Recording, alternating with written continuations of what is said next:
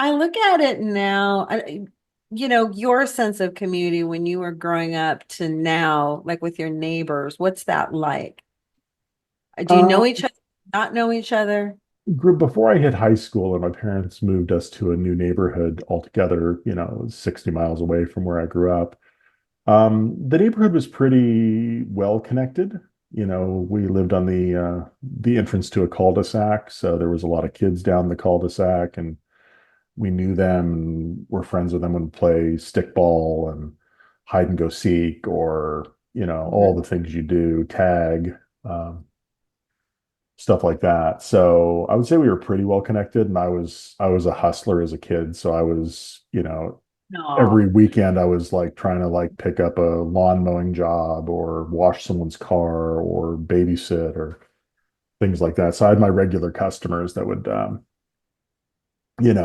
hit me up, and or I would hit them up actually, because it was basically whenever I ran out of money and needed had the urge to go to the mall, which was like every week or every other week to buy a model aircraft, some Legos. The ritual was the same. It was like get to the mall, get a slice of pizza and a soda, play video games at the arcade, and then Uh-huh. stop at the toy store for either Lego or a model airplane. I wasn't great at building models, sadly, but I was good with Legos. How old were you when you did this? Okay, what age Oh, start hustling? I think about the age of 7. I wanted what I wanted. My parents, we were at the time we were two boys, and my mom and my Yeah. stepfather, and quickly became four boys. So it's like they didn't have spare cash, and rightfully so. I mean, they shouldn't indulge everything I ever wanted anyway, even if they could have afforded it. So, Yeah. Yeah. but yeah, no, I regularly was mowing yards and washing cars, and I'd Love get it. like $100 together, like an 8-year-old, and would ride my bike 2 miles away to the mall with no mobile phone and spend most of the day there and then ride home. This is the part of Gen X that a lot of the younger generations don't get. Like you could just go 2 miles and go to the mall and go to your thing with no parent supervision, Yeah. and you would be fine. Um, you could take off. It was like, as long as you were home, usually by sundown. Yeah. Um, and I think that was like, I think I was 14. And we knew my parents knew all the neighbors, right? I mean, that Yeah. was our thing too. It's like you had this sense of community. And I remember being 14 and I had my next door neighbor and his friend. So he was, I think, I was 14. I think he was 18. 18. Keep that in mind. Hmm. I'm 14. He's 18. All his friends, they all get on ATVs and go with their rifles and their guns, right? And pile them all up on a Saturday morning at 9 a.m. And I get invited. I'm like little sister. I don't know how my parents allowed me to go. I don't, I ask her to this day, like, how could you let me go alone by myself with like five guys who are all 18, 19 years old with ATVs and guns, Yeah. right? And she's like, well, we knew their parents. And we knew, and I was totally safe and they were wonderful. And I truly was like a little sister and I couldn't have been taken care of any better. Yeah. And so, but that was it's not like they were totally irresponsible, especially as a girl. I think they probably reined girls in a little bit more for obvious reasons. But even then, it was like that sense of community. If you had a kid, I think was like a neighbor would watch out for your kid. Yeah, You had, absolutely. knowing the other parents or families was, even though we could be like, bye, and go to the mall, because that was definitely, I don't know if it was for boys as much as it was for girls, but we were like trolling for guys at like, you know, Yeah. early when we went to the mall. Yeah. I mean, That I was the, wouldn't say it really, at least for me, it didn't shift to like a girl focus until I probably was like 13 or 14. yeah. Um, but I mean, I was really into my own world and whatnot. And whether I went with friends, I had a really small group of friends that would go with me at points. But a lot of times I just like to go solo. I would just, I'd earned the money, that week prior or that weekend prior and was like, okay, and some new Lego was coming out or some new video game was being released or something like that. And so I would just go and um, I mean, I spent so much time with my friends as well, but there was a very much a solo component to my childhood at points because I just wanted my own space and have no other interaction. I think probably maybe, well, I mean, maybe because I had three younger brothers that were always around. Yeah, Um, a home that'll life do that it. at points was, you know, we'll just leave it at verbally abusive. And I was the oldest, so I was the one that got hammered the hardest. Um, Uh, you know, but I think again, back to the cartoons, they sort of, I'm trying to think, like, I remember how they spoke to their kids. Like, wasn't in the Jetsons, wasn't the boy's name Leroy and the girl Elroy. Jude? Elroy, thank you. Yeah, and But I Judy. remember they sort of spoke to them even then like little adults. They Like I, absolutely did. Yeah. right? I don't remember them being or talking to them like you would a child. Um, and I wonder if that's also what we, definitely I think grew up like we were all little adults. Yeah. Um, Yeah. I think Gen X, we were all little adults. Like I don't recall being, coddled, that No, much. not at all. No, there was no coddling Um, going on. right? I mean, Yeah. yeah, I think that was, but again, even the cartoons we were watching were violent, but you never saw, Wile E. Coyote cuddling up to someone or Bugs Bunny cuddling up to someone. Like even in the cartoons, you never saw, except maybe Pepe Le Pew, right? Yeah. Who's constantly chasing, which I'm so bummed they don't show that anymore because it's, not proper. Yeah, It's no, that's sort of been on canceled. dance, which is whatever, Yeah. whole other discussion on that one. But yeah. Oh. Um, but also actually banning the cartoons that we watched when to us they were very innocent. It's like I think we were grown up, but we sort of had these innocent minds when we saw those things. Yeah. Yeah. Well, I mean, We didn't stuff into them. there was that one thing that was circling around the internet, Gen X, Gen X was 30 by the age of 10. Gen X is Yeah, still 30 at the age of 50. yeah. And that really spoke to me. I still consider myself a punk teenager, even though I'm definitely not a punk teenager anymore. I say it in jest. I mean, I probably, Your punk teenagers are now adults. yeah, right. No, but they were always really good They kids. were always good. Yeah. They're good I kids. mean, and we definitely over parented. We over engineered the parenting. I wouldn't say we're helicopter parents, but we definitely didn't take the same like, you do you kind of approach that our parents did, where it's like, yeah, the number of times I should have died uh, as a kid and didn't, and the Wile E. scars to match. Coyote. Absolutely. Wile E. Coyote never Uh, dies. Maybe he gets a little hurt, but he keeps going. yeah, I've got plenty of scars and aches and pains to remind me of those good times. I still remember them fondly, even though at points it's like, I do oh, too, right?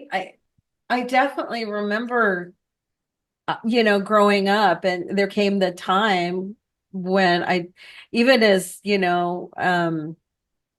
I want to say even in high school, I still remember sitting down with friends and watching cartoons, because they were still, I don't know what time it would have been, the morning, and you'd wake up and it was a Saturday. They were still playing, even though we were teenagers, right? So we still would sit down and watch them, and then we'd stay up late to watch SNL.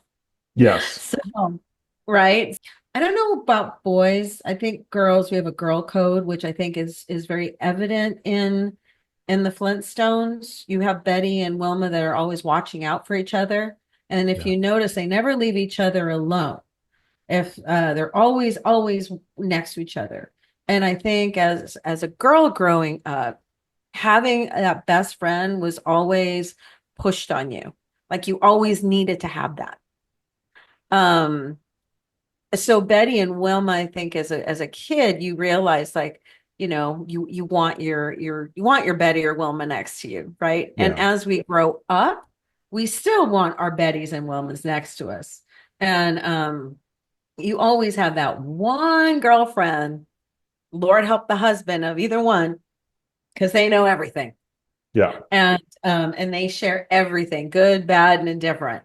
And it's that Betty Wilma relationship that I think we still hold on to. The Judsons, I remember her mainly being with her kids, right? Did she have a Yeah. friend? She got to lunch. Uh, she went out to lunch, but I don't, there wasn't like a very, where Betty and Wilma were so like kind of attached to the hip. There wasn't that in the Jetsons from memory. I haven't seen it in years, granted, but I don't think so. Yeah, I don't think so either. I did watch the Flintstones last night just to like remind myself what it was, what I liked about it. I didn't get a chance to look for the Jetsons, but I mean Yeah. it because the Jetsons I really remember. The Flintstones was sort of like I didn't quite remember a lot of it. Yeah. Um, but I definitely laughed when I saw Betty and Wilma because I'm like, oh, that's where that came from. Got it, and I think that's why they were both of them, though, if you look at it, they were both in their own world. Yeah. Flintstones were the four of them and didn't really go beyond that. And the Jetsons were kind of that, family that also never really went outside of that. They No, sort of not stayed really. in their unit, right? Yeah, they definitely did. Yeah, it's an interesting dichotomy between the two because I never really looked at it like that. But yeah, you're absolutely right. It's like, where's the Flintstones children, you know, and where's, Yeah. And Benny and Barney, I they, guess they did eventually, but they didn't have kids till later in the next few seasons. Like yeah, they didn't start out with kids. no, they Um, didn't. They were very much a kind of a young married couples and going out and they went to it wasn't the Moose Lodge, but it was Bowling alley. No, they yeah, did. They had a moose lodge type thing, yeah, I but they forget the always name. went bowling. They always went bowling. They always went bowling, which explains why bowling was such a big thing growing up. Do you Yeah. remember that? Oh All the yeah. bowling alleys that were out there? That was like It's a huge thing. it still kind of is to some degree. It's had a resurgence. Really?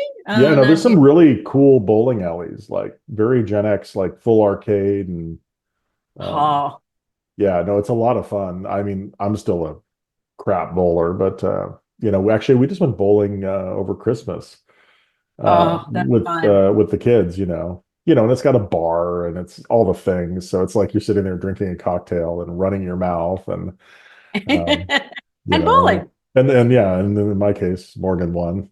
So Morgan had bragging rights for the day, and you know, yeah, That's yeah. awesome. But yeah, Yeah. but I mean, the cartoons. The interesting thing that I found, and you and I've kind of touched on this, is the whole Gen X and as it relates to the Flintstones and the Jetsons, being kind of on opposite ends of a timeline spectrum. Flintstones are prehistoric, Jetsons are futuristic, um, and where Gen X kind of sits in that middle ground. And extrapolating further on that, Gen X is really kind of the bridge generation between the old and the new.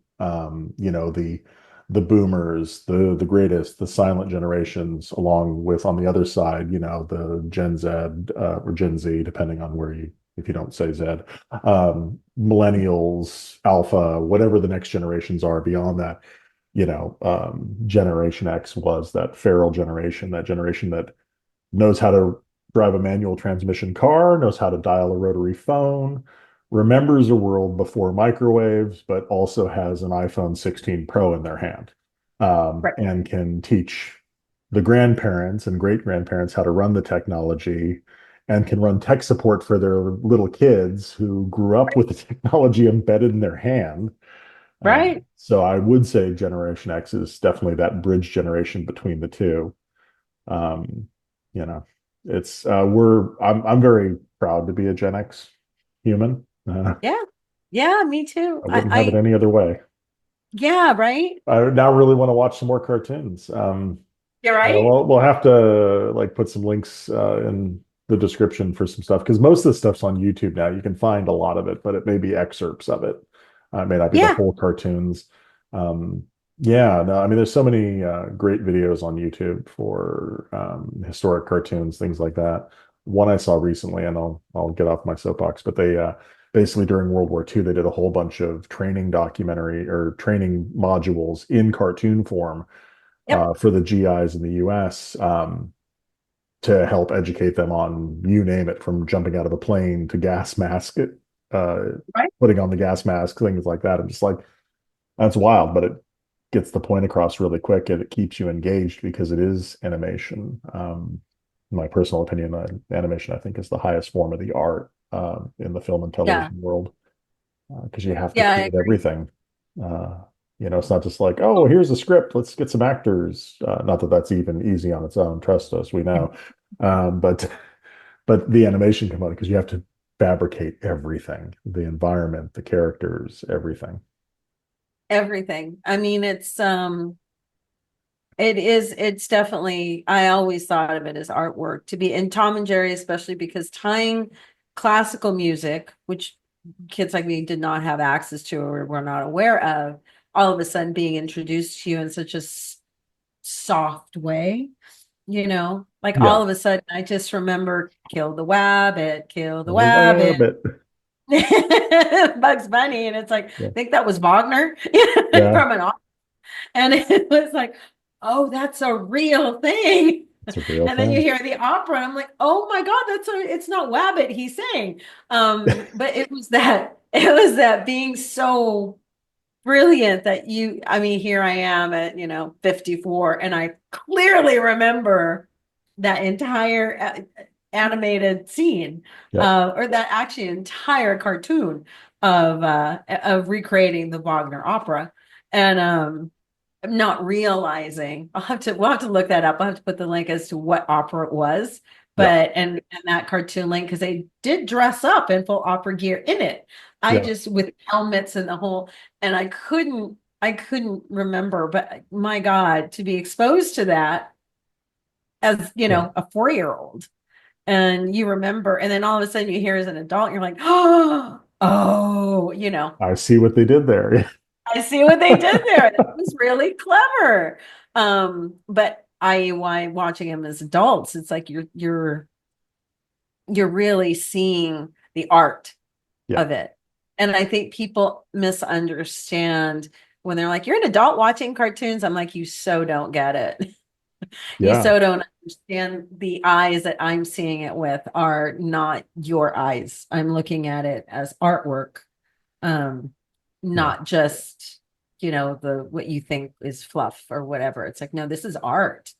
Um, It's art and it's really poignant. oh, One of the there. things you can get away with animation is you can speak truths and very harsh truths at points in a way that is not going to get someone canceled or character Mhm. assassination. You can be that canary in a coal mine with the Right. art far better, because it's like, who are you going to sue? Kyle and Stan from South Park, I mean, I suppose you could go after the creators, but again, that's why comedians and that whole genre is so important because you need people that call them out. In There's that so much language. in that. Yeah. Yeah, Yeah, I think it's really a fascinating, but I think this is a good intro um to who we are and how we got here. So as people see all those quick shorts about Gen X, they can watch ours and go, "Oh, I see." Go on and watch some of these cartoons and understand, like, we grew up with this violence on a daily basis where no one ever really got hurt. yeah, Kegs of dynamite would go off in their face, but they kept going, like right back to where they were. It's like there's not a lot of consequence. So no, we kind no, of felt we were a bit invulnerable at that time, right? I mean, it was kind yeah, of like you and I said, you would rough and tumble and you're like, I'll be fine. yeah, well, and I think to some degree that's still very true of Gen X today. Is that we may be getting on in the years and have aches and pains. But if you hit us just right, we are still those people, and we will, FAFO, you know, it's like we'll step. We may be in pain for days afterwards, but yeah, no, we still have it in us, for Oh sure. yeah. I You don't, know, I think the fight in us will always be there. I think in yeah, that respect, I think it's partly who we are and we don't let things offend us very easily. We don't, we're not, I think I know for me, I see that as weakness. Like if someone is so easily offended, this is why I love Ricky Gervais, yeah, because he's like, everybody should be able to laugh at everything.